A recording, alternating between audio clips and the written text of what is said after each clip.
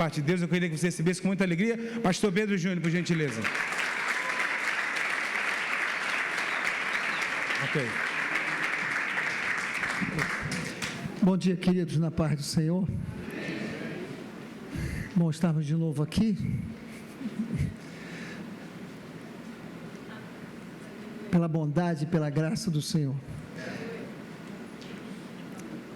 Abra sua Bíblia no livro da carta de Paulo, segunda carta de Paulo aos Timóteos, capítulo 4. E toda vez, a segunda parte de Paulo a Timóteo, capítulo 4, a partir do versículo 1, e eu sempre, quando eu peço para o povo abrir a Bíblia, eu fico de olho para ver se o pessoal realmente está com Bíblia. E a gente sempre fala, né? Eu sei que alguns vão buscar no celular, mas celular não é referência. A gente fala isso de novo. A referência que nos identifica é a Bíblia. O celular identifica um monte de gente aí fora, que a gente faz parte. Mas a Bíblia é diferente. Não identifica quem anda com o celular, identifica quem é crente. Tá? Começamos bem, né? 2 Timóteo, capítulo 4, a partir do versículo 1. Paulo está escrevendo a Timóteo, numa segunda carta, em que Paulo está no momento decisivo na vida ministerial dele, já dizendo que a partida dele para o Senhor estava muito perto. Paulo quer dar uma orientação a Timóteo, e uma orientação um tanto que difícil, como fica difícil para nós falarmos a esse respeito. Diz a palavra do Senhor: conjuro-te perante Deus e Cristo Jesus, que há de julgar vivos e mortos, pela sua manifestação e pelo seu reino. Prega a palavra, insta, em outra tradução diz, insistir com urgência, quer seja oportuno, quer não, corrige. Outra tradução vai dizer, reprove, tá? Então quem corrige é porque tem alguma coisa errada e essa pessoa é reprovada para que corrija. Repreende, exorta, com toda a longanimidade e doutrina. Quando se fala em doutrina, é aquilo que a palavra ensina. Doutrina é algo que o Senhor mandou, ou que ela, repetidas vezes, ela aparece, ela vira uma doutrina, tá? Pois haverá tempo em que não suportarão a sã doutrina. Haverá tempo que não suportarão a sã doutrina. Se Paulo já estava escrevendo para aquele tempo, imagine para nós. Imagine para o nosso tempo, o tempo de Laodiceia. Imagine para nós. Pelo contrário, esse pessoal que não suporta a sã doutrina, cercar-se-ão de mestres segundo as suas próprias cobiças. Ou seja, eu vou atrás daquele que prega aquilo que eu quero ouvir, aquilo que me convém. Ou concupiscência, como diz outro texto. Como que tendo comichão nos ouvidos. Isso é a palavra que você vai guardar nesta manhã. Comichão nos ouvidos. Comichão nos ouvidos é sentido coceira nos ouvidos, e a gente sente coceira no ouvido porque tem alguma coisa que incomoda. Alguma coisa fez a gente coçar o ouvido. E o Paulo está escrevendo essa palavra porque há coisas que a gente ouve que dá coceira. Não desce bem, não entra bem no nosso ouvido, ele está falando sobre isso. Essa turma vai se recusar a dar ouvidos à verdade. Desviaram seus ouvidos da verdade, outro texto diz, entregando-se a fábulas. Pastor, a gente não encontra fábulas na igreja em pregações. Muitas fábulas a gente encontra em muitas pregações. O problema é discernir o que é palavra de Deus e o que é palavra de homem. 4 e 5. Tu, porém, ser sóbrio, sobriedade, equilíbrio naquilo que você vai ouvir, aquilo que você vai discernir que é palavra de Deus ou não. Ser sóbrio em todas as coisas, suporta as aflições, faz o trabalho de um evangelista, cumpre cabalmente o teu ministério. Suportar as aflições texto que a gente vai falar sobre ele aqui, sobre sofrer as aflições, e a gente vai falar sobre a vida de Jeremias, mas vamos orar enquanto isso. Pai, nós te adoramos, agradecidos pela tua bondade, a tua graça e o privilégio que temos de estar na tua casa para ouvir a tua palavra. Senhor, que teu Espírito, ele fale e convença da forma que só tu sabes fazer, nos dando a graça, o discernimento, Pai, a unção do teu Espírito. Oramos e te agradecemos já em nome de Jesus, amém. Essa palavra de Paulo é uma palavra um tanto que dura, porque Paulo está colocando nas mãos de Timóteo algo que ele tem que fazer que não é fácil. É fácil você falar a palavra de bênção para as pessoas, é fácil você falar muitas palavras que as pessoas se alegram, mas falar o que Paulo falou para Timóteo não é fácil. Paulo, olha, você precisa pregar a palavra, você precisa exortar, você precisa repreender, você precisa corrigir, e fazer isso não é uma tarefa fácil.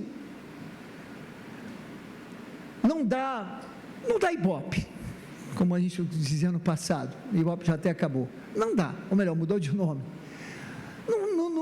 não é aquilo que o povo quer ouvir.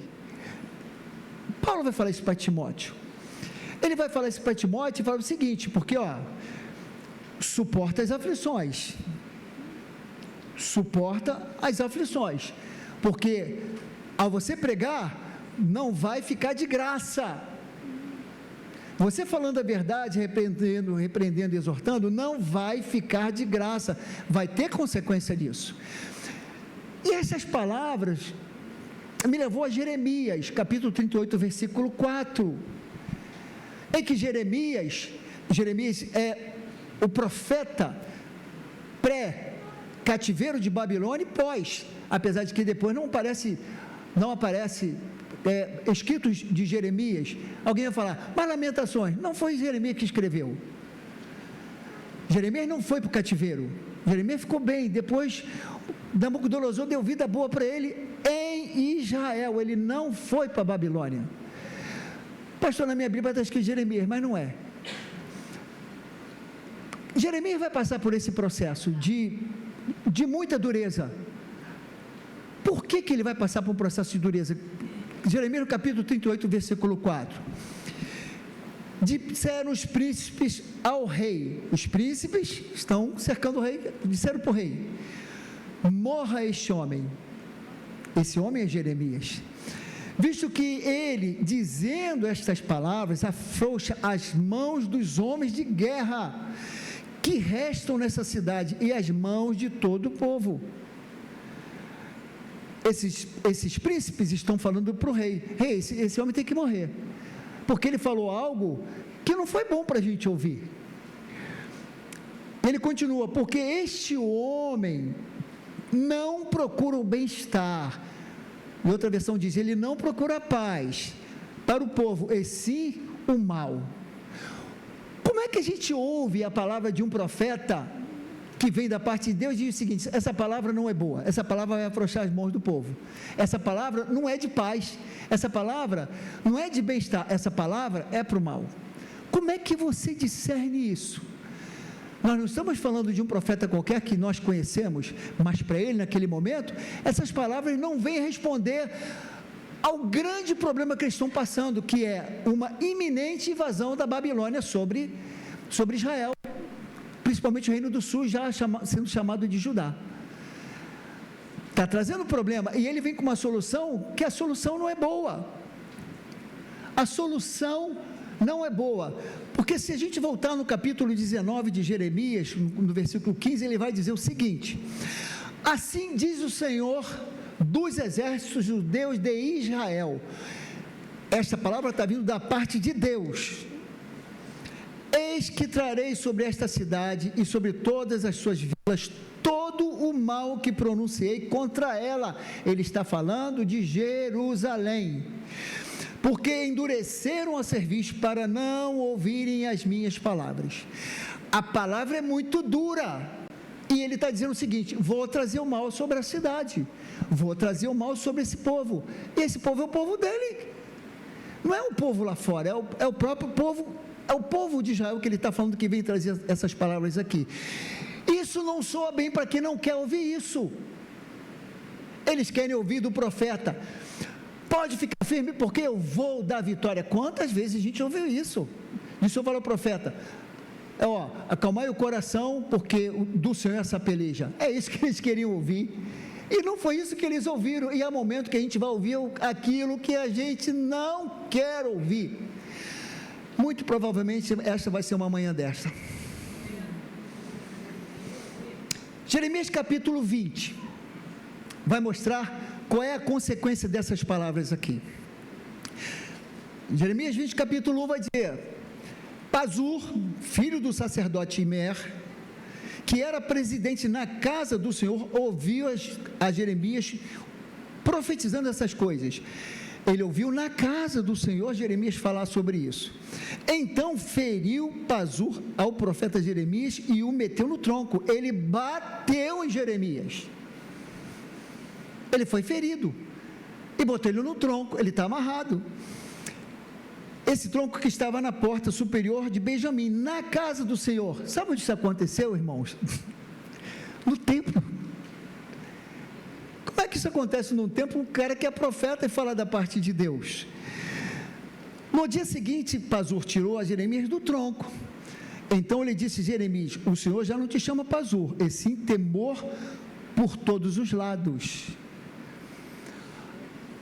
Já tem uma palavra ruim de Jeremias para aquele homem ali. A partir daí, o que acontece no capítulo 38? A partir do versículo 6. Tomaram então a Jeremias e o lançaram na cisterna de Malquias, filho do rei. Tem um palácio ali, e na casa do filho do rei, a cisterna de Malquias, filho do rei, que estava no ato da guarda. Desceram a Jeremias com cordas. Na cisterna não havia água, senão lama, e Jeremias se atolou na lama. Eu tive a oportunidade de estar dentro dessa cisterna que Jeremias narra aqui, e esteve lá. Ele fica ali em Jerusalém, do outro lado, perto do Monte das Oliveiras, se não me engano, já faz bom tempo. É uma casa, um palácio, praticamente um palácio. Você entra e tem uma descida que vai para essa cisterna. Você desce, escavada na rocha, né, na pedra, e você desce e você vai lá embaixo. Não estava molhada, não tinha lama, estava seca, mas você via que era uma coisa muito alta, muito mais alta do que isso aqui, e você só via aquela claridade lá em cima, de onde desceram os Jeremias. Por que colocaram Jeremias ali? Porque Jeremias ia morrer. Jeremias ia morrer.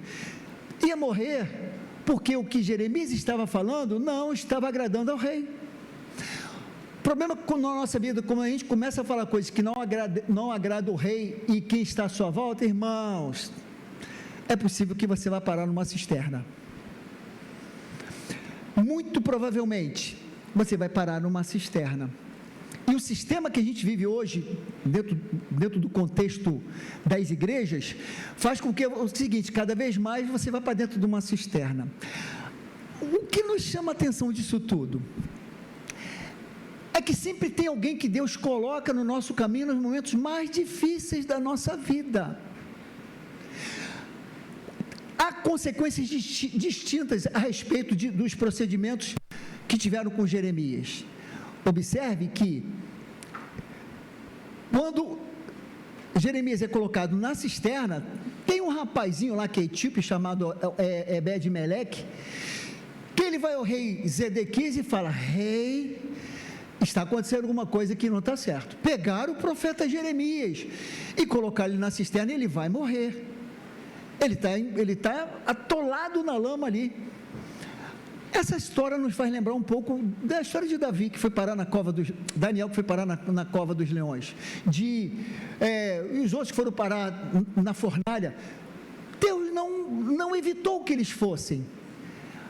E lá Deus deu o livramento. Neste caso, o Senhor vai usar um homem chamado Ebed-Meleque, etíope. Ele é assistente do rei. Ele vai ao rei e fala: rei, vão matar o profeta. Irmãos, Se o rei achasse que Jeremias fosse um falso profeta, o que ele teria feito? Deixa ele morrer porque ele é falso profeta, mas ele sabia que ele era o homem de Deus. Mesmo ele ouvindo aquilo que ele não queria ouvir, ele falou o seguinte: eu não posso ser injusto, pelo menos com a vida dele. Ele manda o seguinte: ó, arruma uns trapos, uns panos, roupa velha, faz uma corda e tira ele de lá e leva ele para a casa do filho dele. Eles fazem isso, puxa, e não deve ter sido fácil, irmãos. A gente não sabe qual o tamanho, o peso de Jeremias, se ele era gordo, se era magro, a gente não sabe. Mas não era tarefa simples puxar por panos amarrados e puxá-lo com uma altura, talvez aí, se aqui tem uns 4 metros de altura mais ou menos, talvez tivesse uns 10 ou mais de altura. E você puxar uma pessoa não é fácil. Eles tiraram ele de lá. Qual é a consequência de palavras e das nossas atitudes? São consequências distintas. Porque em Jeremias capítulo 20, no versículo 6, olha que a palavra vai falar: e tu, Pazur, e todos os moradores da tua casa, ireis para o cativeiro. Irás a Babilônia, onde morrerás e serás sepultado, tu e todos os teus amigos, os quais profetizastes falsamente. Eles estão profetizando falsamente, falando aquilo que o rei queria ouvir, e não aquilo que Deus tinha mandado falar. Tem gente que se acha profeta, que profetiza aquilo que Deus não mandou, tem consequência. Profetizaram falsamente. E essa palavra, o profeta falso, no original, é chamado de fanático. Fanático é o falso profeta. E ele vai dizer agora para Ebed-Meleque, olha só, Jeremias capítulo 39, versículo 14. Mandaram retirar Jeremias do átrio da guarda e o entregar a Gedalias, filho de Aicã, filho de Zafã, para que o levasse para o seu palácio. Assim habitou entre o povo. Jeremias saiu de uma situação ruim, foi para um palácio, agora vive bem. Ele vive bem, irmãos, não é simplesmente porque ele estava ali. Deus poderia tirá-lo como tirou, como livrou o Misael, Ananias e Azarias, poderia, como salvou Daniel, poderia, mas Deus falou o seguinte: vou usar alguém. Irmãos, é muito bom quando Deus usa alguém para abençoar a tua vida. Como é bom! Esse é Ebed-Meleque. Quando a gente é usado por Deus, irmãos, para alguém, e como é bom a gente estar num momento difícil, alguém chega e te dá uma palavra, irmãos, como isso nos renova. Olha a palavra diferente que veio para Pazur, para a família dele. Olha aqui que veio para Ebed-Meleque, Jeremias 39, versículo 16.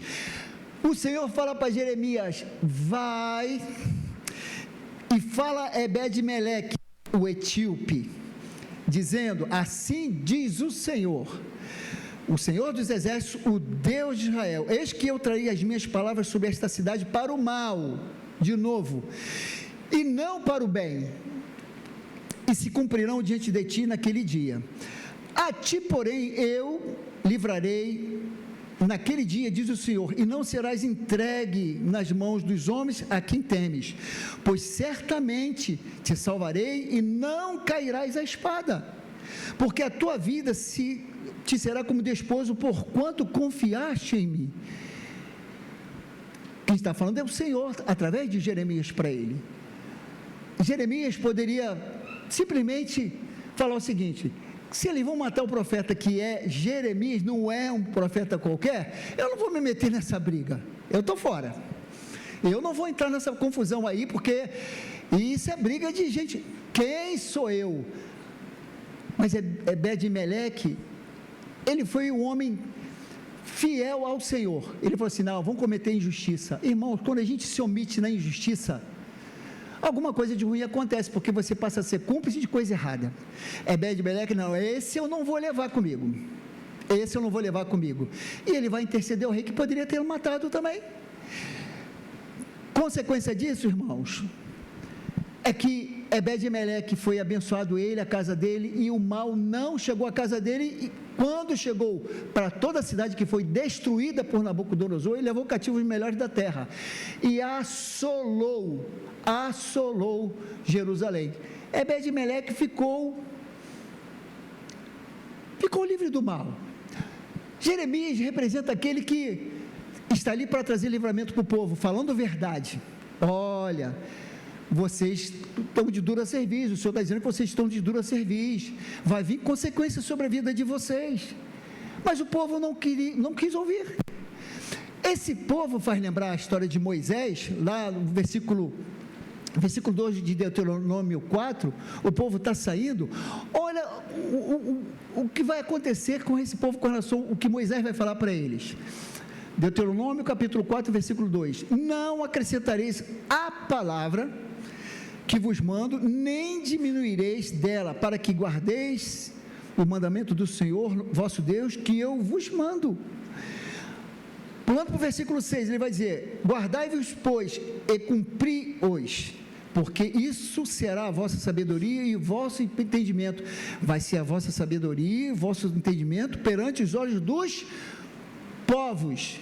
Os povos vão olhar para vocês e ver que a palavra está com vocês, que ouvirão todos os estatutos e dirão: olha o que Moisés está falando para esse povo. Este grande povo é nação sábia e entendida, é uma nação sábia e inteligente. Meu irmão, quem é que não tem uma referência dessa? Esse povo ali, povo diferente, tem as bênçãos de Deus.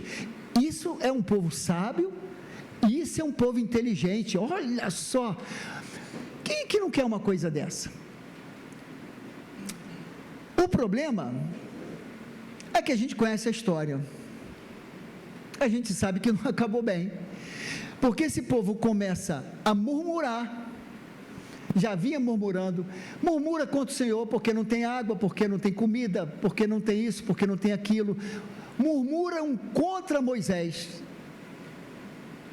tem rebeliões, tem morte, e toda a história que a gente já conhece. No final de tudo, só 2 que acima de 20 anos entraram na terra prometida. Por quê? Murmuração. E aqueles que não obedeceram ficaram pelo caminho.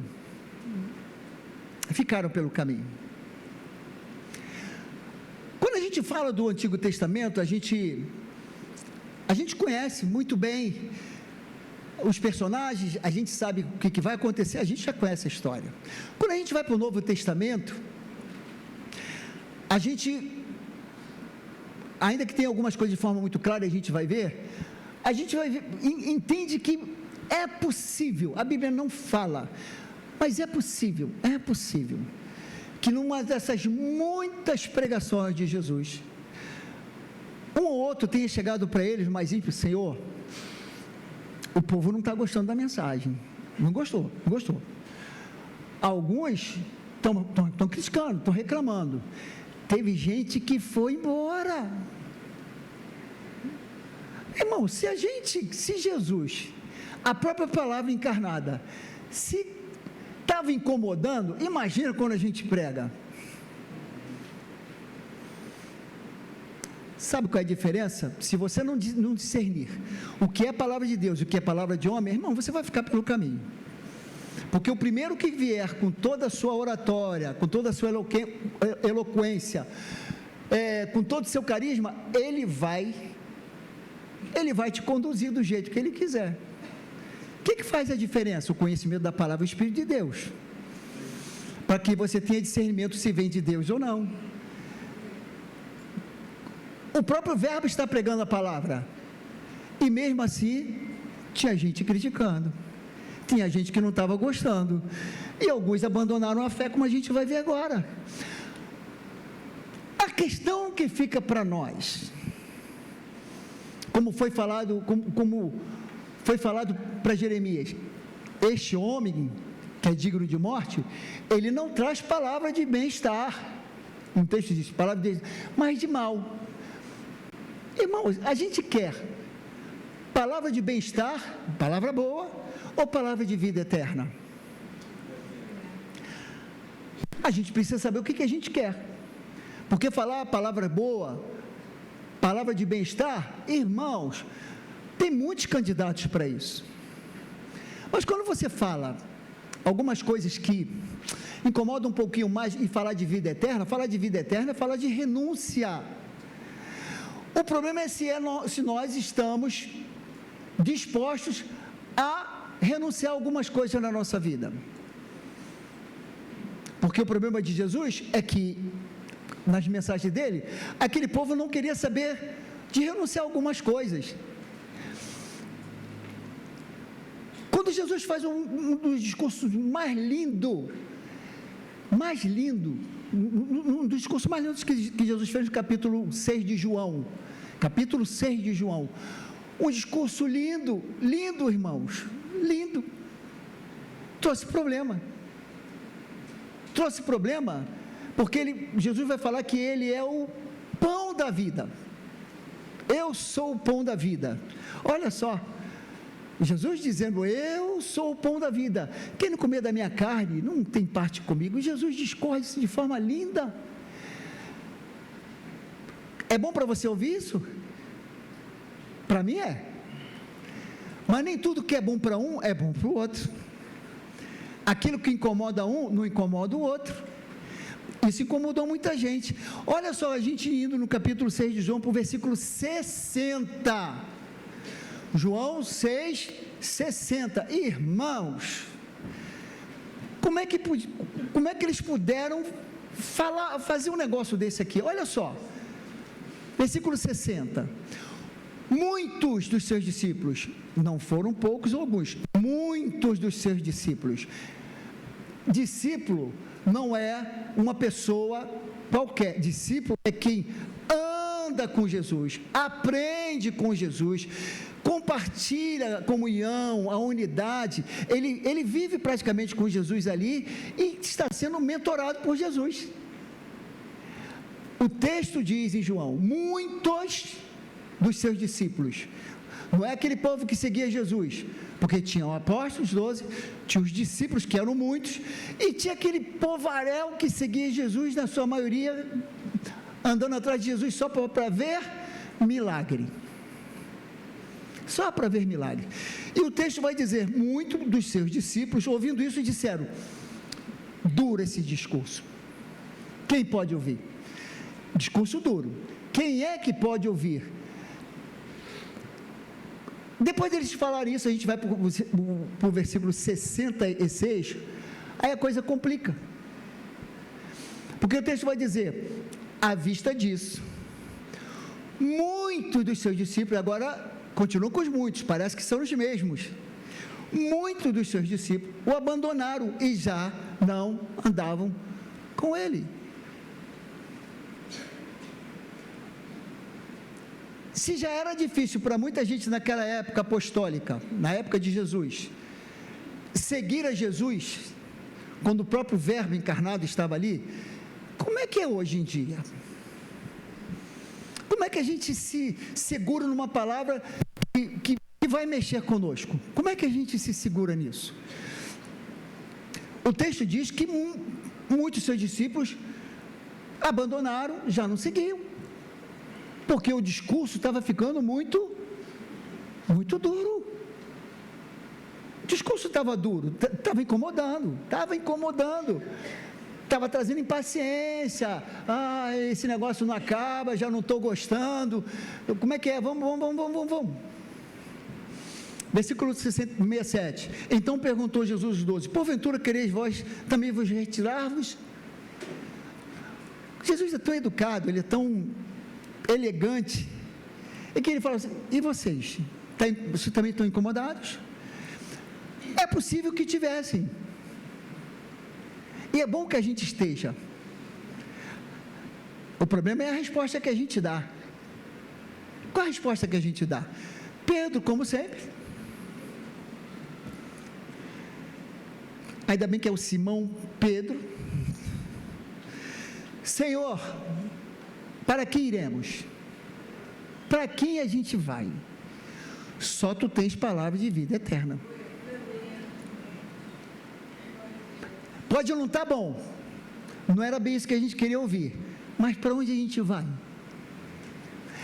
o mesmo que a gente falou o seguinte, irmãos, ser crente não é fácil.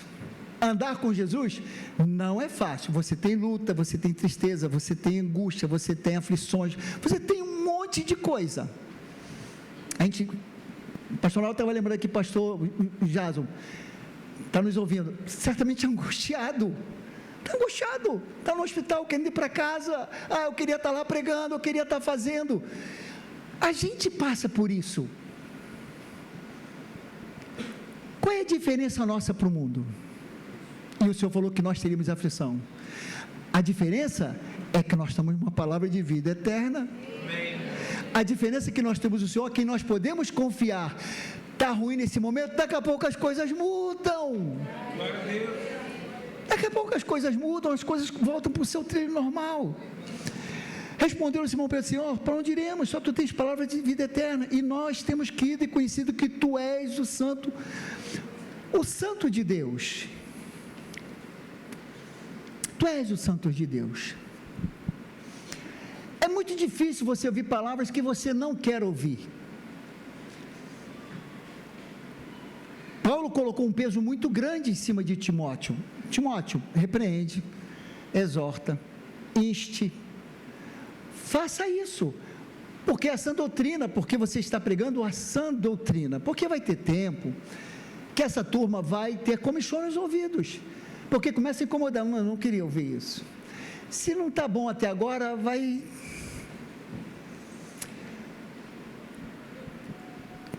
A gente fala de muitas coisas, irmãos, a gente prega muita coisa, mas tem coisas que parece que nesse tempo que nós estamos vivendo, a gente não pode falar mais. O sistema que a gente está vivendo, esse sistema gospel, você já não pode falar algumas coisas, porque está incomodando muita gente. Você tem que falar aquilo que agrada. Mas eu vou listar 10 coisas para você aqui que a gente não deveria falar, ou deveria falar. Número 1, você pode falar de política, mas não pode falar de políticos corruptos.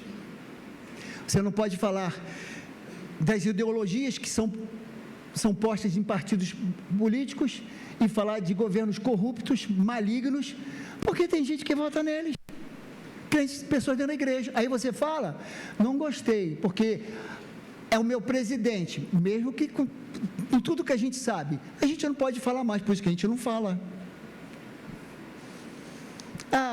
Não gostei porque eu votei nele. Meu irmão, você acabar de pregar, falar algumas verdades, porque verdade incomoda, irmão, para todo mundo. E alguém falar, pastor, o senhor pregou aquilo ali, faz um tempo aconteceu aqui, mas eu votei nele porque minha família, ouvi, eu só lamento. Ou você tem o Espírito de Deus, irmãos, que vai te dar discernimento daquilo que deve ou não deve, ou você vai ser manipulado o resto da sua vida. Número 2, você pode falar de casamento, mas não fala muito sobre divórcio, porque tem muito problema de divórcio na igreja, as pessoas querendo se separar, e as pessoas procuram o caminho mais fácil. Vou falar uma coisa para nós, de modo geral. Toda vez que você tiver com um problema muito sério, casamento que for, e você for fazer um gabinete ou com quer que seja, qualquer outra pessoa crente, e ele te der a solução mais fácil, pegue uma segunda opinião. Porque esse caminho mais fácil não vai resolver o teu problema. Como a gente já ouviu alguém já há um tempo de falar, pastor, fui lá, sabe qual foi a orientação do pastor? Separa, divorcia, é muito fácil. Você resolve o problema na hora, tirei o peso, e depois arruma um caminhão de problema lá atrás.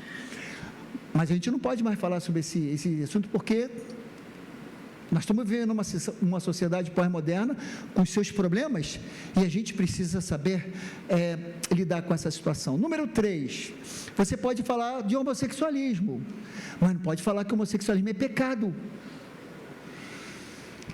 Mas o homossexualismo é pecado. Pastor, isso é um problema muito sério. Irmão, homossexualismo é pecado porque a Bíblia diz que os efeminados não herdarão o reino dos céus, e pronto. É minha opinião? É a opinião da Bíblia.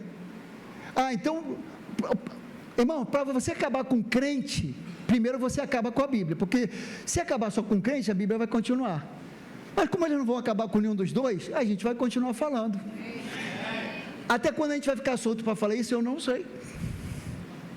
Eu não sei, mas pro jeito que a coisa está indo aí. Número 4. Você pode falar dos problemas da vida com alguém. Pode falar, pode falar. Você só não pode dizer que esse problema é pecado.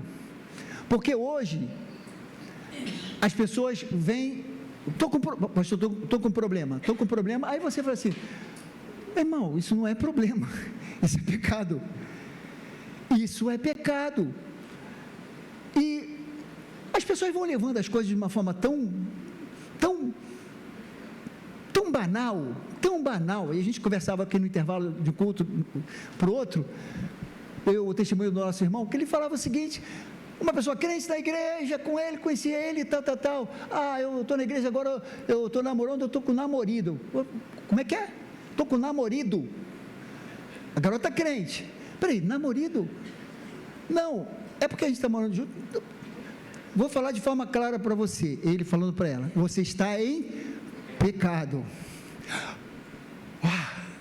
Eu tenho pecado? Será que a gente precisa dizer essas coisas? Não, mas a gente não pode, senão as pessoas ficam magoadas e elas não vão querer voltar para a nossa igreja. Vai certamente achar uma igreja que vai aceitar isso com muita naturalidade. Número 5, você pode falar de vitória e prosperidade, mas não de uma vida de santidade. Por que falar de vitória e prosperidade? A gente está querendo, quem não quer melhorar na vida? Eu quero vitória, tudo é vitória, mas não uma vida de santidade. Porque vida de santidade não é só você estar na igreja no dia de oração, não. Aqui, estava lá em oração, é muito além, vai no seu linguajar. Assusta, irmãos, você conversar com alguns irmãos, algumas pessoas que pelo menos se dizem crentes, que é um linguajar extremamente chulo, palavras de baixo calão, e falam com uma naturalidade que fica assim, não é possível. E a gente acha que santidade é só estar na igreja, do jeito que a gente fala, do jeito que a gente se comporta, do jeito que a gente se veste. A gente está perdendo pudor com muita coisa. Pastor, a gente fala essas coisas, mas não pode falar, porque isso incomoda. Isso incomoda. A gente fala de vitória e prosperidade, mas não fala dos desejos que se tem, que tira a santidade de Deus. Irmãos, pecado é tudo aquilo que fere a santidade do Senhor. Feriu a santidade de Deus, é pecado. Número 6. Ainda bem que sou eu que estou de pé. Amém. Você pode falar que o nosso corpo é templo do Espírito Santo. Meu irmão, o teu corpo é templo do Espírito Santo. Alguém tem dúvida disso? Não. Ninguém tem dúvida disso. Mas eu não posso falar de tatuagem e piercing. Não, isso não. Não, isso não. Não pode falar.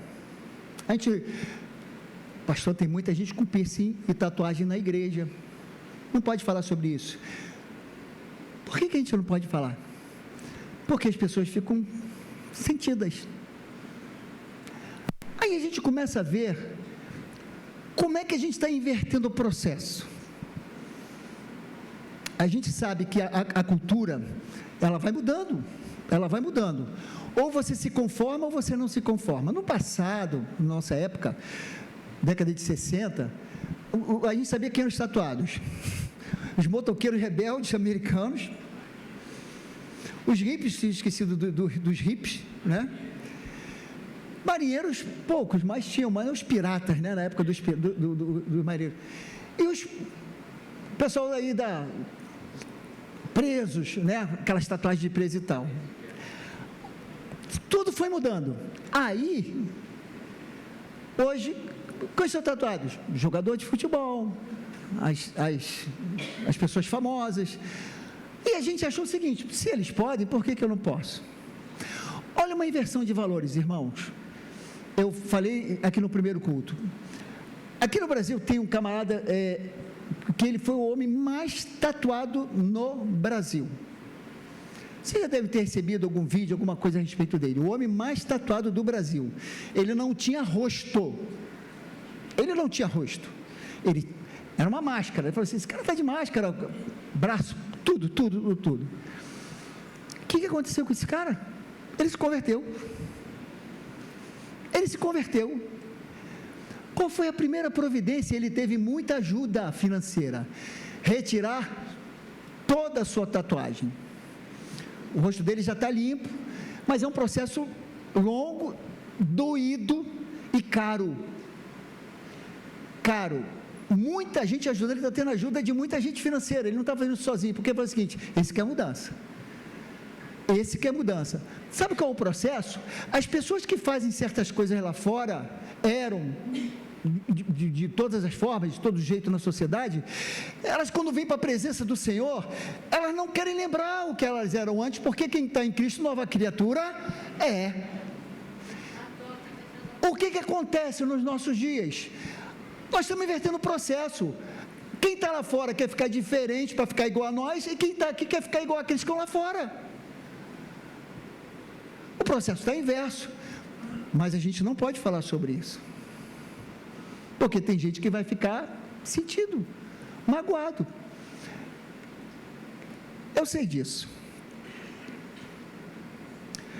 A gente precisa ter aquilo que nos identifica. Do jeito que andamos, do jeito que nos comportamos, do jeito que nos vestimos, está nos identificando como crentes? A gente precisa andar para que aqueles que nos olhem vejam a glória de Deus em nós. Em todas as áreas da nossa vida, Número 7. Você pode falar sobre temperamento humano. Se é sanguíneo, se é fleumático. A gente pode falar sobre isso, mas não pode falar que isso não justifica comportamentos errados. Porque há muito crente que acha que ele é assim porque o temperamento dele é assim. Quem está em Cristo é nova criatura. Você já não é mais controlado pela sua carne, você é controlado pelo Espírito de Deus. Amém. Se a gente não entender isso, irmãos, sabe quando a gente vai mudar? Nunca. Porque para a gente estar na presença do Senhor, a gente tem que ser nova criatura, e nova criatura é quem nasce de novo. E a gente precisa se perguntar para nós mesmos se nós verdadeiramente somos nova criatura. Tem um hino aí que fala nova criatura. Eu acho que nessa hora você tem que falar assim: meu Deus, será que eu realmente sou essa nova criatura? Número 8. Você pode falar, essa dói um pouquinho, também dói um pouquinho. Você pode falar do valor da mulher. Hoje está debate da mulher, que querem tomar lugar, homens tomando lugar de mulher, e querem falar do valor da mulher sem ser mulher. Você pode falar do valor da mulher, mas você não pode falar do feminismo dentro da igreja, porque incomoda. Não, as mulheres, irmãos, Deus sabe separar as coisas. Porque quando você fala isso, quando você fala a respeito do feminismo da igreja, sabe o que você é? Machista. Caminhando para misoginia, que estavam querendo colocar como crime. Já imaginou se isso acontece, irmãos? Jesus amado. As mulheres que querem tanto se valorizar e acabar perdendo emprego num monte de lugar aí que ninguém quer correr o risco de falar alguma coisa e falar misógino. Mas a gente não pode falar sobre essas coisas. Número 9. A gente pode falar de amor. Falar de amor é a coisa mais fácil que tem. A gente pode falar do amor. Só não pode falar dos irmãos que ficam constrangendo outros dentro da igreja, entristecendo outros dentro da igreja, falando coisas que, ao invés de edificar, afundam o irmão. Ah, pastor, que isso? Pastor, isso acontece direto. Não é coisa nova. Quando João escreve a sua terceira carta, e ele escreve a Gaio, ele exalta a posição de Gaio. Gaio, o teu testemunho, olha, o teu testemunho, rapaz, você é bênção demais. Ele exalta Gaio, mas vai falar de mais dois personagens, Demétrio e Diótrefes. Demétrio, você é uma bênção. Demétrio, o teu testemunho, o amor que você tem pela igreja, que a igreja tem por você, é notório a todos. Naquela curta carta de João, que ele escreve a Gaio. Mas ele vai falar de um terceiro personagem chamado Diótrefes. Diótrefes quer ter a primazia na igreja. Ele se sente o santarrão da igreja e ele fica coagindo. Ele fica coagindo os irmãos. Não deixa receber quem vem de fora. Ele quer, tudo que ele conduz é por coação. Isso vai linkar, irmãos, ao número 10, que fica sendo o mais doído para nós como pastores. Número 10. Você pode falar de honra, e falar bem dos pastores. Você pode falar de honra e pastores. Tem que honrar. Mas a gente não pode falar dos pastores que manipulam a igreja, transformando ovelhas em gado. A gente não pode falar. A gente não pode falar desse cara, não é antiético. Antiético. A igreja não pertence a homem, a igreja é do Senhor. Se a igreja é do Senhor, irmãos, a gente não pode ficar calado em meio a tantas coisas que a gente ouve, que a gente vê por aí. Há muitos anos atrás, eu trabalhei com um coronel, já senhor de idade, um amor de pessoa, uma pessoa muito educada, muito polida, e a gente trabalhava num setor que fazia avaliação de méritos, de graduados todos da FAB, do Brasil todo, que ia para lá. Alguém avaliava, e chegava para nós lá, e a gente via muitos problemas, via que muitos eram perseguidos, muitos eram injustiçados, e ele usou uma frase que eu nunca mais esqueci. Ele falou assim: Júnior sou eu. A caneta na mão de um homem, de um avaliador, é uma arma, porque você tanto abençoa como você mata uma pessoa. A caneta, ela é mais poderosa do que um canhão, do que uma bomba atômica, porque ela só vai ser funcionada se a caneta for usada. Não importa se é uma Mont Blanc ou se ela é uma Bic. A segunda arma que se tem poderosa nas mãos, microfone. Quem tem o microfone tem o poder de manipular para o bem e para o mal. Para o bem e para o mal, porque você prega o que presta e muitos pregam o que não presta. Qual é a diferença disso, irmãos? Quando você conhece a palavra, você tem o Espírito de Deus, você não vira gado, você sempre será ovelha. Ninguém te manipula. Essa palavra não é uma palavra muito agradável. Porque a gente volta para Timóteo capítulo 4, 2 Timóteo capítulo 4. Pois haverá tempo em que não suportarão a sã doutrina. A gente não quer mais ser doutrinado. A gente quer ser conduzido, fazendo com que haja uma muleta espiritual, ou a igreja, ou o pastor, para conduzir, para tomar decisões pela tua vida. O que Deus quer é que nós sejamos independentes na palavra, independentes na nossa relação com o Senhor, sabendo hoje que nós temos um pastor da nossa igreja que nos conduz e conduz de forma correta. Senão, nós seremos sempre manipulados. Tempos difíceis. Olha, Paulo está escrevendo para Timóteo, perto de Paulo morrer.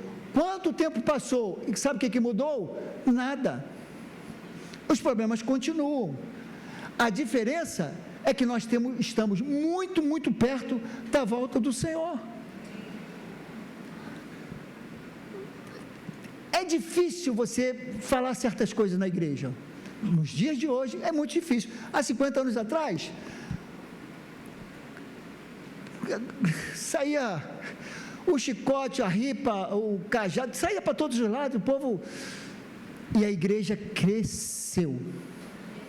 A igreja cresceu, porque aprendeu o que é a verdade da palavra. No versículo 5 ele vai falar para o Timóteo, tu ser sóbrio, irmão, sobriedade, só no equilíbrio com o Senhor. Só no equilíbrio com o Senhor, e suporta as aflições, porque a aflição vai chegar em todas as áreas, no trabalho, em que você não vai se corromper por causa de coisas erradas que estão acontecendo no trabalho, na sua casa, e muito menos na igreja, muito menos na igreja. A questão que fica para nós, de forma coletiva e de forma individualizada,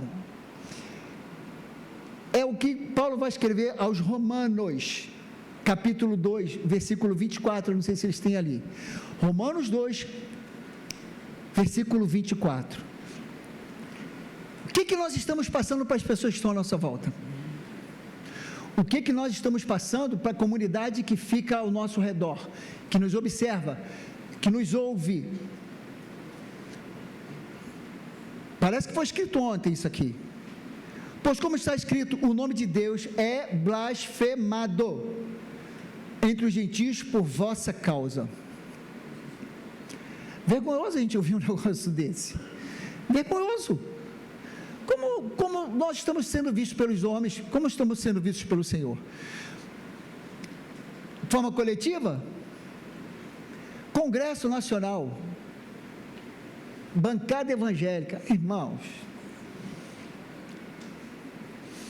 Eu sei que vai ter alguns, se chegasse ao ouvido de alguém, fala assim, eu não estou nesse meio, eu não me corrompi. Eu acredito, tem gente boa lá, tem muito crente bom lá, mas tem uns que estão se aproveitando da igreja. Esperem. Outubro, acho que é outubro que tem eleições, daqui a pouco eu estou aí na porta. Pastor, pastora, cantor, cantora, amigo do evangelho, está todo mundo aí na porta. Vão aparecer aqui. Daqui a 2 anos tem eleições de novo? Daqui a 2 anos eles voltam de novo. Aí você fala, vou votar nesse cara. Presta atenção na pessoa que você votou. Não é porque é crente, não. Porque o caráter, não é só, o caráter, ele não está só porque nós somos crentes, não. A gente conhece o meio que a gente convive, a gente conhece as pessoas que estão à nossa volta. A questão que fica para nós é o seguinte, o que a palavra está fazendo conosco? É bálsamo ou é comichão? É bálsamo ou comichão? A gente decide. A gente decide. Para terminar, enquanto você fica de pé,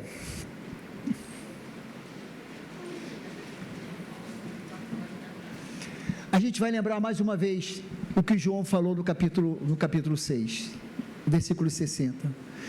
Muitos dos seus discípulos disseram, duro esse discurso. É duro, irmãos. É duro, realmente é duro.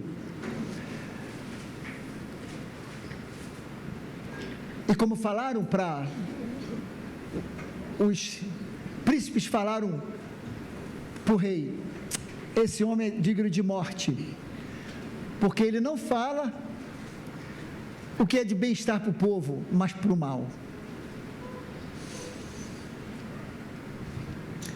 A palavra de Deus, irmãos, não é para você se sentir bem.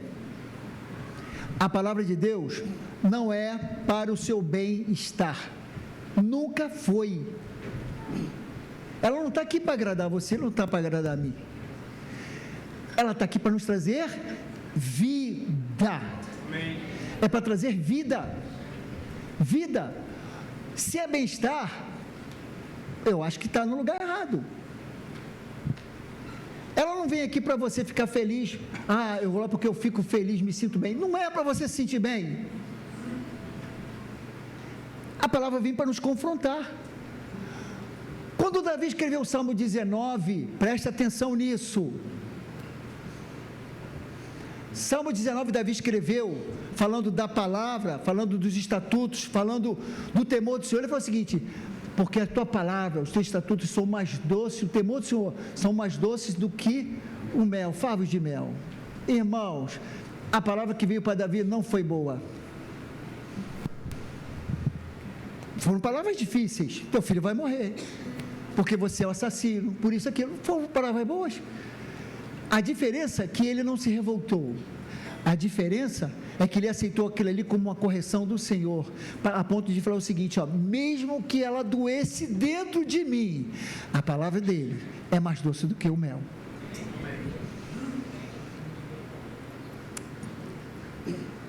É bálsamo ou é coceira nos ouvidos?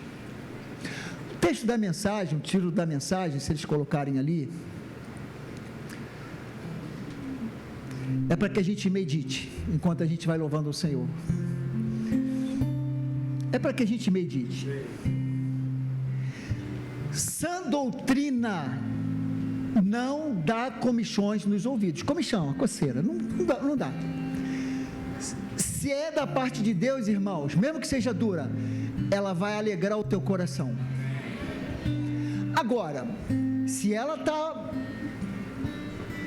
de duas uma, ou a palavra não é de Deus, ou alguma coisa errada está na tua vida. Você decide, a decisão é sua. E você tem a oportunidade nessa manhã de meditar muitas coisas que foram faladas, para que a palavra que venha para nós não seja palavra apenas de bem-estar, que alegra, de paz. Eu quero uma palavra de paz. Aí tem um momento para isso. Mas que a palavra que vinha para nós seja a palavra de vida eterna. A gente pensa mais nas coisas desse mundo do que na nossa vida eterna. E a gente vem para a igreja porque a gente quer ouvir coisas efêmeras, de coisas que vão passar. Vida eterna tem preço. Quando Jesus pregou e aqueles homens saíram, sabe o que eles não queriam? Renúncia. Eles não queriam renúncia. Não vou renunciar ao meu status, estava muito bom até aqui, eu não quero renunciar, eu prefiro sair. Qual é a decisão que você toma nesta manhã? É de ficar ou é de sair? Palavra boa ou palavra de vida eterna? Eu quero inclusive abrir a oportunidade àquele que ainda não teve um encontro com o Senhor. Se você entrou nesta manhã aqui, você entrou nesta manhã e meio que sem rumo, talvez esperando ouvir alguma coisa que fosse diferente disso, mas se você está aqui é porque o Senhor te trouxe. É porque o Senhor te trouxe. Se você quer fazer um concerto com o Senhor, se você quer deixar o Senhor entrar na sua vida, para que você tenha palavra de vida eterna, você tem a oportunidade de levantar a tua mão. Primeira coisa é levantar a mão, assim, eu acho que é hoje. Eu acho que é hoje que isso vai acontecer. Você tem a oportunidade, vamos estar louvando, enquanto nós louvamos, você tenha coragem de levantar a mão e ficar assim, eu quero mudar minha vida a partir de hoje. Quero palavra de vida eterna, não quero apenas palavra boa. Amém, glórias a Deus. Senhor, nós queremos te louvar, Pai querido, e bendizer o teu santo e poderoso nome, porque, Senhor Deus, a porta que é estreita, ela ainda permanece aberta, Pai querido. E nesta manhã, Senhor Deus, ouvindo a tua palavra ministrada a nós temos a certeza, Senhor amado, que tu tens um amor grandioso por nós, um cuidado tremendo, Senhor Deus, por nossas vidas. A tua palavra chega até nós, Senhor Deus, uns para despertar, Pai querido, outros, Pai querido, para se manterem firmes naquilo que eles já estão fazendo, Pai querido. Outros, ó Deus e Pai Todo-Poderoso, para estarem, Senhor Deus, trazendo mudanças à sua vida, Pai querido. Deus, esse é o teu cuidado, esse é o teu amor por nós. Tu traz até nós, ó Deus e Pai Todo-Poderoso, a tua palavra, porque tu não queres nos perder, Pai amado. Tu não queres, ó Deus e Pai Todo-Poderoso, que chegue o tempo do teu Filho voltar a este mundo, Pai querido, e nós tenhamos que ficar aqui. Não, Senhor Deus, o teu desejo é reunir a tua igreja, o teu povo, aqueles que são teus, Pai amado, para estarem, Senhor Deus, contigo por toda a eternidade, Pai. E a tua palavra, Senhor Deus, que nós temos em nossas mãos, a tua palavra, Senhor Deus, que é plantada em nossos corações, a tua palavra, Deus e Pai Todo-Poderoso, que nos é lembrada pelo Espírito Santo, ela vai nos mostrar, Senhor Deus, que nos últimos dias, Senhor Deus, nós teríamos dias difíceis, Pai querido, mas também, Senhor Deus, nós teríamos a tua palavra, nós teríamos o Espírito Santo para nos guiar, nós teríamos pastores, Pai querido, que estariam, Senhor Deus, conduzindo um rebanho, Pai amado, à presença de Cristo. E eu creio, Senhor amado, que neste lugar, Pai amado, apesar das dificuldades, apesar, ó Deus e Pai Todo-Poderoso, dos defeitos que temos, porque somos humanos, Pai amado, tu tem pastores nesse lugar, Pai querido, tu tem homens e mulheres nesse lugar, Pai querido, que tem o desejo ardente de conduzir pessoas a Cristo, aquele que é o caminho, a verdade e a vida, Pai. E eu creio, Senhor amado, que as vidas que estão aqui esta manhã, Pai querido, elas têm, Senhor Deus, o desejo em seus corações de permanecerem firmes em Ti, Pai. Porque parece, Senhor Deus, que nós sentimos que o tempo se finda. Parece, ó Deus e Pai Todo-Poderoso, que a gente vai percebendo, Pai querido, que o caminho ele vai ficando cada dia que passa mais estreito, Senhor Deus. E a única, Senhor Deus, salvação, o único caminho, Senhor Deus, a única vida que irá nos levar à Tua presença por toda a eternidade chama-se Jesus Cristo. E esse Jesus que foi pregado esta manhã, Pai querido, esse Jesus que é pregado, Senhor Deus, nesse púlpito, Pai amado, é o Jesus, Senhor Deus, que está reunindo o seu povo, que está, Deus e Pai Todo-Poderoso, chamando a uma responsabilidade, que está dia após dia alertando, Senhor amado, que a sua vinda está próxima. É esse Jesus que nos vai levar à Tua presença por toda a eternidade. Por isso nós somos gratos por essa manhã. Te louvamos e te bendizemos, Pai querido, por tudo aquilo que foi realizado, Senhor Deus, pela palavra que foi trazida, Senhor Deus, no primeiro culto, pela palavra que foi trazida no segundo culto, pelos louvores que foram entoados, por vida que estiveram aqui diante de Ti, com os corações rendidos e com as mãos estendidas para Te louvar e Te engrandecer e bendizer o Teu nome. Agora leva-nos debaixo da Tua santa paz, nos guarda, nos protege, nos dá um restante de domingo, Senhor Deus, diante de Ti, onde o Teu Espírito Santo tem a liberdade de dirigir e falar. Nós Te louvamos porque somos o Teu povo, nós Te louvamos porque somos, Senhor Deus, rebanho do Teu pastoreio, nós Te louvamos, ó Deus e Pai Todo-Poderoso, porque somos chamados da Tua igreja e a Tua noiva, e por isso nós Te damos graças, bendizemos o Teu nome, o nome santo e poderoso do nosso Senhor Jesus Cristo, agora e para todo sempre. Que a igreja que ama o Senhor diga amém e amém. Amém. Deus abençoe a sua vida, um ótimo domingo.